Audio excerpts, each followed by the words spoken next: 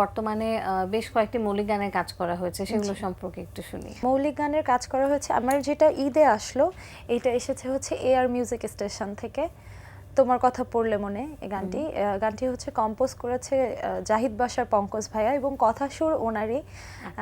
খুব সুন্দর একটি গান করেছি এবং দর্শক গানটিকে খুব ভালোভাবে নিয়েছে। চলুন দর্শক ফিরে যাই আমাদের আজকের অতিথি সঙ্গীত শিল্পী সুমাইরা সঙ্গীর কাছে।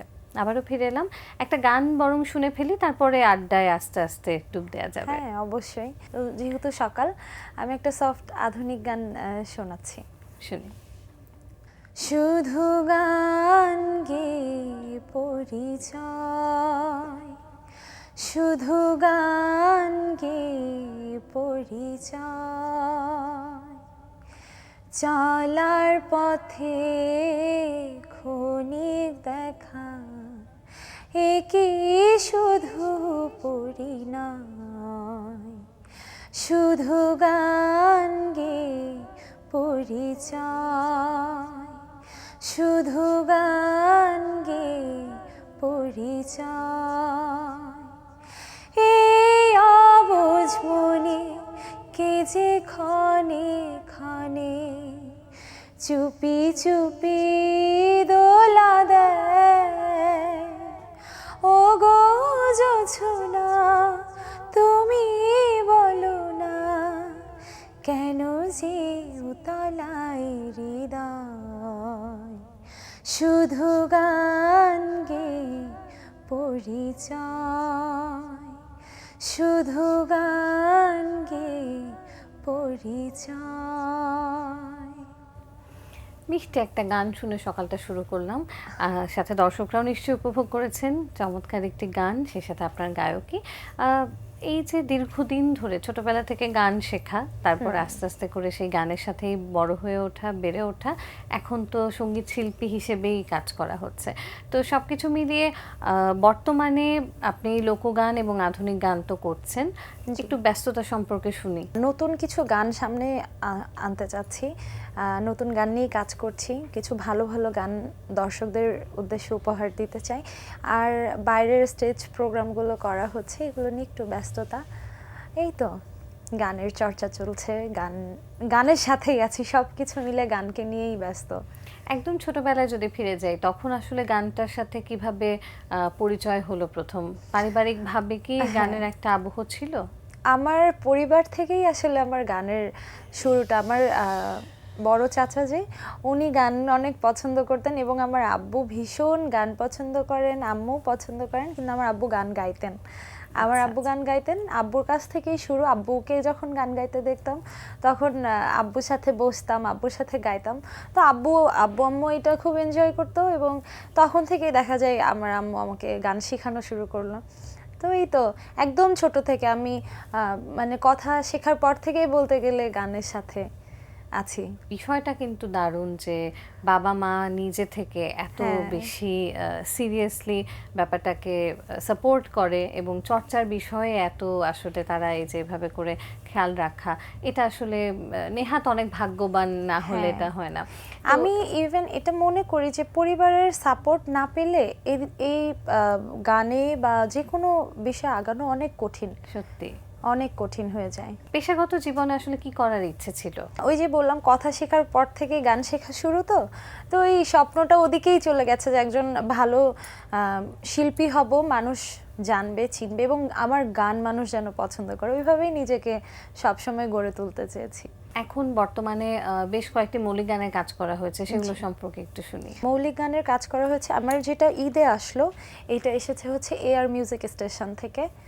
তোমার কথা পড়লে মনে, এই গানটি হচ্ছে কম্পোজ করেছে জাহিদ বাশার পঙ্কজ ভাইয়া এবং কথা সুর ওনারই।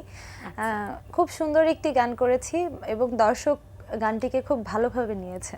আর এর পাশাপাশি আর কিছু করছি না, আপাতত গানটাকে নিয়ে। কিছু কিছু গানের তো কভার নিয়েও কাজ করা হয়েছে, না ফিউশন। হ্যাঁ, ফিউশন কভার করা হয়েছে। আমার হচ্ছে 2016-তে একটি গান আমি প্রথমবার যেটা আমি ফিউশন করলাম, এটি হচ্ছে আমার অন্তরে আমার কলিজায়। গানটি অনেক মানুষ পছন্দ করেছে এবং ওই গানটি ওই সময় অনেক ভিউ হয়েছিল। তো ওইটা খুব ভালো লেগেছিল যে প্রথমবার যেটা নিয়ে কাজ করলাম ভালো দর্শক প্রেম পেয়েছে, দর্শকের ভালোবাসা পেয়েছে। তো তখন থেকে ভেতরটা মানে নিজের কাছে আরো ভালো লেগেছে এবং উৎসাহ পেয়েছি। তারপর নিয়মিত করা হচ্ছে না কেন, সেটা কভার হোক বা মৌলিক গানের না কাজ হোক? আসলে মাঝে আমার কিছুদিন গ্যাপ ছিল, আচ্ছা, মাঝে কিছুদিন গ্যাপ ছিল, এজন্য অনেক কিছুই করা হয়নি এবং এখন আবার রেগুলার আমি কাজ করছি। নতুন গান অনেক গুলো করা হয়েছে, গানগুলো ইনশাল্লাহ সামনে আসবে।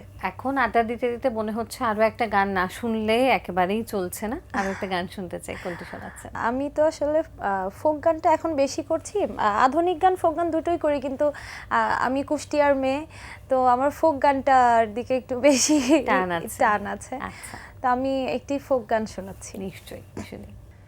যার যেভাবে মন মই যাচ্ছে রে, যার যেভাবে মন মই যাচ্ছে সেভাবে সাধন ভজন থাকতে ক্ষুধা প্রেম সুধা পান করো রে পাগলা মন, ওরে থাকতে ক্ষুধা প্রেম সুধা পান করো রে পাগলা মন।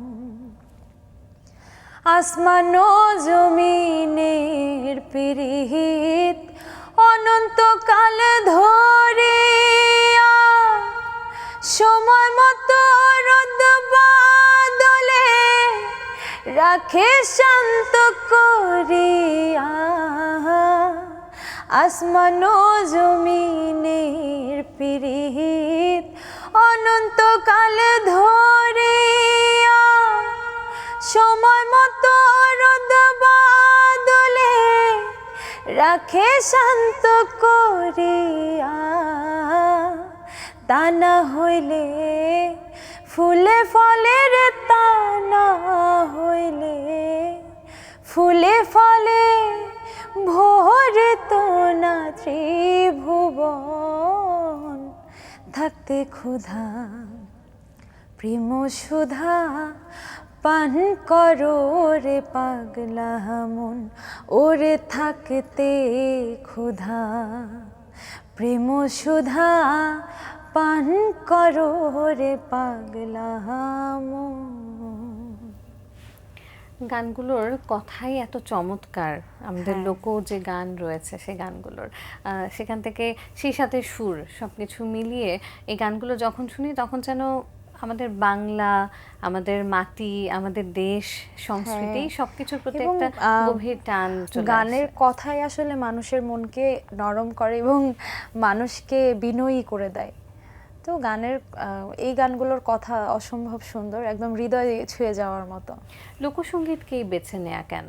ওই যে বললাম যে আমার কুষ্টিয়াতে দেশের বাড়ি, এদিকে আমাদের লালন সাইজির একটা, আমাদের কুষ্টিয়াতে তো অবশ্যই গানের বেশি, তো এখান থেকে আসলে আধুনিক গানের থেকে ফোক গানটাই আমার কাছে বেশি ভালো লেগে গেছে। ওখানে কি আঞ্চলিক বিভিন্ন অনুষ্ঠানে গান করা হতো? হ্যাঁ হ্যাঁ, আমাদের কুষ্টিয়াতে তো বেশ অনেক প্রোগ্রাম হয়, অনেক প্রোগ্রামে অ্যাটেন্ড করি এবং সবসময় দেখা যায় নিজের এলাকাতেই বেশি করা হয়।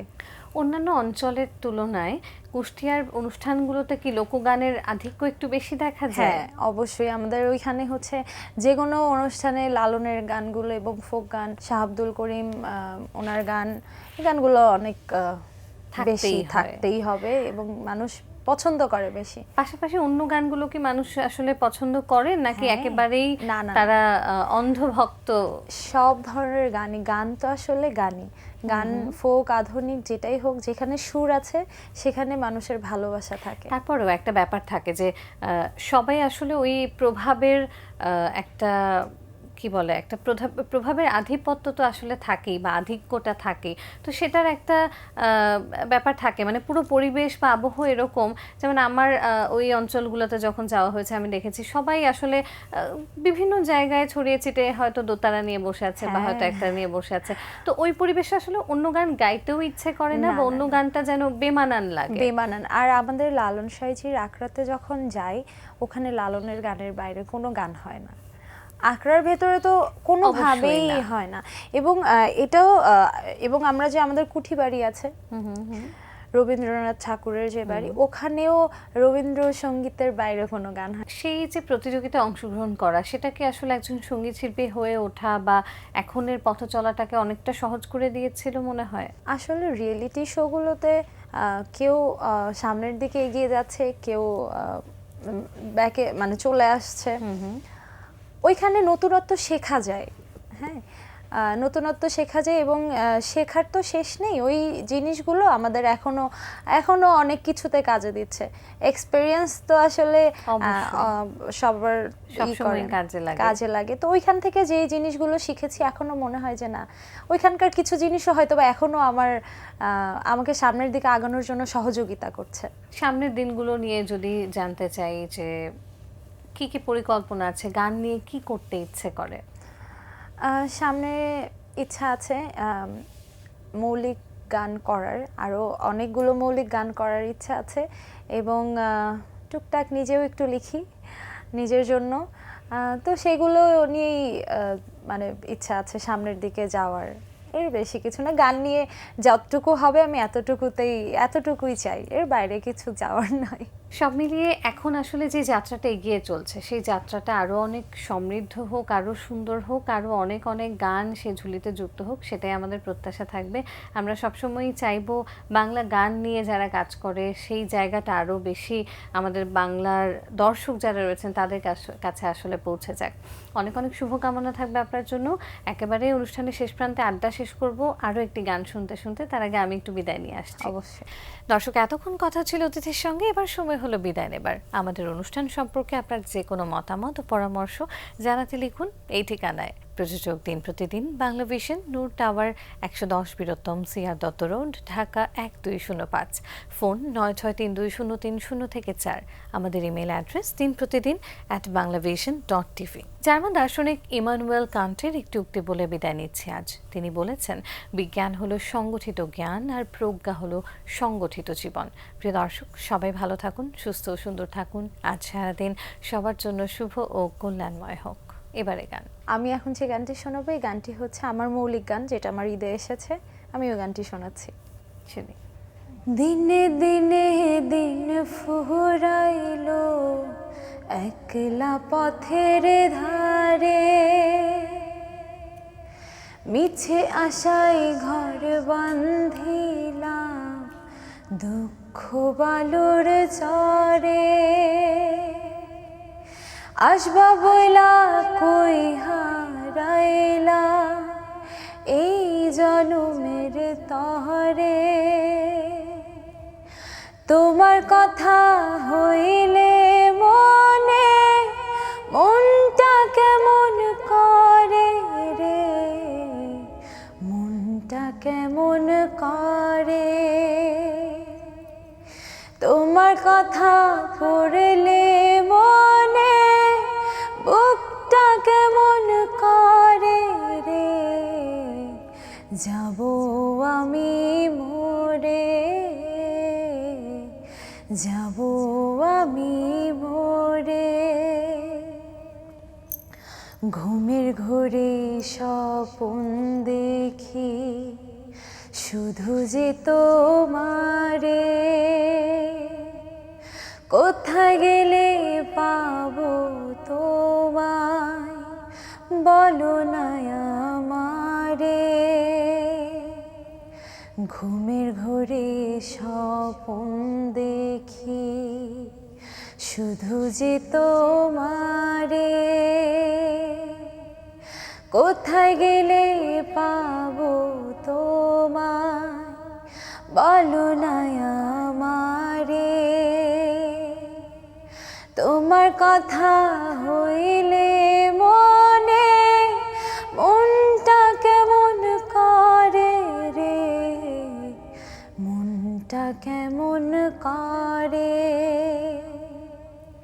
তোমার কথা পড়লে মনে বুকটা কেমন করে রে, যাব আমি মরে।